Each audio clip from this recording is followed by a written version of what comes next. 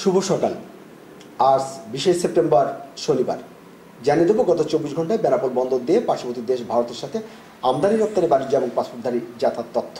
এছাড়া থাকছে ভ্রমণ ও বাণিজ্য ক্ষেত্রে রাজস্ব আয় এবং দেশীয় বৈদেশিক মুদ্রা ক্রয় বিক্রয় তথ্য সাথে থাকে। প্রথমে বাণিজ্য সংবাদ। গতকাল সাপ্তাহিক ছুটির কারণে বেনাপোল বন্দর দিয়ে বন্ধ ছিল আমদানি রপ্তানি বাণিজ্য।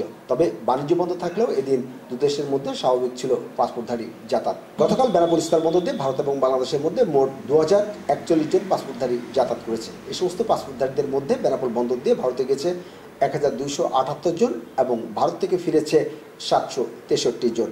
এ সময় ভ্রমণ খাতে সরকারের রাজস্ব আদায় হয়েছে প্রায় 19 লাখ টাকা। এবার দেশীয় বৈদেশিক মুদ্রা ক্রয় বিক্রয় তথ্য।